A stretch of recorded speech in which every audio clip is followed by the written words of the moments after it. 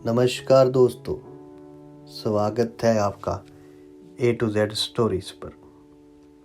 हमारे साथ जुड़े रहने के लिए हमें सब्सक्राइब कीजिए और बेल आइकन को ज़रूर दबाइए। साधु संत फकीर खुदा के असली हैं मर्द सयाने।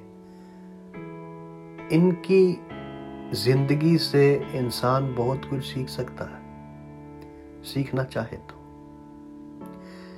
ऐसे ही महान संत हुए हैं, फकीर रहबर हुए हैं सतगुरु कबीर जी महाराज। वो एक नगर में रहते थे। उनका स्वभाव अत्यंत शांत, विनम्र तथा वफादार था। वो वफादार थे, उन्हें क्रोध तो कभी आता ही नहीं था। तो एक बार कुछ लड़कों ने शरारत सूझी। वे सब उनके पास ये सोचकर पहुंचे कि देखें इन्हें गुस्सा कैसे नहीं आता। उनमें से एक लड़का धनवान माता पिता का पुत्र था।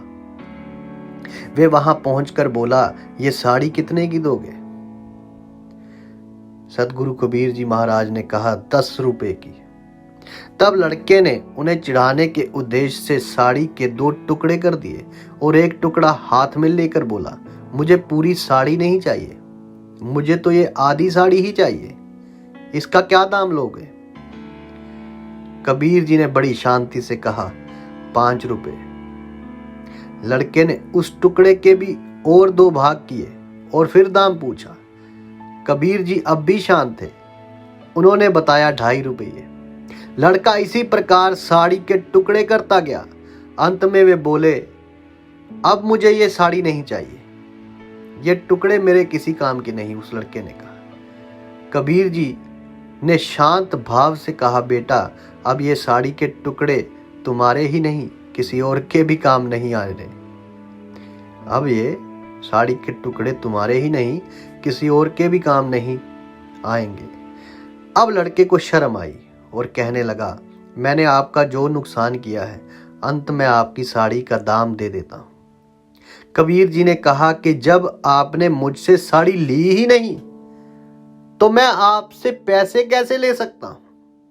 यह सुनकर उस लड़के का अभिमान जागा और वे कहने लगा कि मैं बहुत अमीर आदमी का बेटा हूं और आप एक गरीब आदमी हो। अगर मैं आपको रुपए दे दूंगा तो मुझे कोई फर्क नहीं पड़ेगा, पर आप ये घाटा कैसे सहोगे? नुकसान मैंने किया है तो घाटा भी मुझे ही पूरा करना चाहिए। सतगुरु कबीर जी, संत कबीर जी मुस्कुराते हुए कहने लगे, तुम ये घाटा पूरा नहीं कर सकते। फकीरों की बात ये अलग है। सोचो किसान का कितना श्रम लगता है, कितना मेहनत लगती है, तब कपास पैदा हुई। फिर मेरी स्त्री ने अपनी मेहनत से उस कपास को बीना और सूत काता। फिर मैंने उसे रंगा और बुना। इतनी मेहनत तभी सफल होती जब इसे कोई पहनता और इसका उपयोग करता, इससे लाभ उठाता। पर तुमने तो इस साड़ी के टुकड़े टुकड़े कर डाले। इसका रुपयों से ये घाटा कैसे पूरा होगा? नहीं पूरा हो सकता। संतों की आवाज में आक्रोश के स्थान पर अत्यंत दया और सौम्यता थी और लड़का शर्म से पानी पानी हो गया। उसकी आंखें भर आई और वे संत जी के पैरों में गिर पड़ा। तब संत जी ने बड़े प्यार से उसे उठाकर उसकी पीठ को थपथपाते हुए कहा, बेटा यदि मैं तुम्हारे रुपए ले भी लेता तो उसमें मेरा काम चल जाता, पर तुम्हारी जिंदगी का वही हाल होता जो उस साड़ी का हुआ है। साड़ी एक गई है, मैं दूसरी बना दूंगा, पर तुम्हारी जिंदगी एक बार अहंकार में नष्ट हो गई तो दूसरी जिंदगी कहां से लाओगे तुम? तुम्हारा पश्चाताप ही मेरे लिए बहुत कीमती है। मुझे तुमसे और कुछ नहीं चाहिए। सतगुरु कबीर जी की ऊंची सोच और समझ ने लड़के का जीवन बदल दिया। हमारा भी हाल संत कहते हैं, साईं लोग कहते हैं कि हम लोगों का हाल भी कुछ उस लड़के की तरह ही है। हमारा मन भी उस लड़के की तरह घमंडी हो गया। ये मन उस लड़के की तरह ही हर एक को परखता रहता है और उस रास्ते को भूल गया है। जिस रास्ते पर हमें चलकर उस प्रभु को याद करना है, उस परमात्मा को याद करना है, भजन सुमिरन करना है और उस कुल मालिक को याद करके उस निज घर पहुंचना है। हमें हमारे सतगुरु ने नाम बख्श रखा है, पर हम फिर भी निरंतर जाप नहीं करते।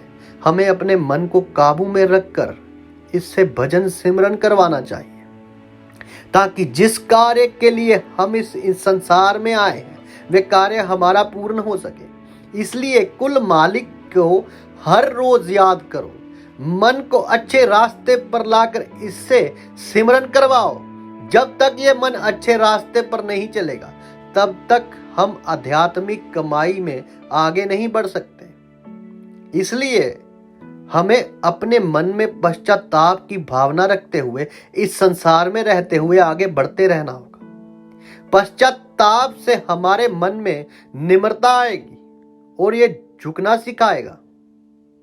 जब ये झुकना सीख गया तो ये मन अपने आप में ही परमार्थ के रास्ते पर आगे बढ़ता जाएगा और हमारा सच्चा मित्र बन जाएगा। जब मन हमारा मित्र बन गया तो फिर हमें किसी से डरने की क्या जरूरत है। फिर हम उस मुकाम को आसानी से हासिल कर सकते हैं जिसके लिए हमें ये मनुष्य जन्म मिला है। जब लग तेल दीवे मुख बाती, तब सूझे सब कोय।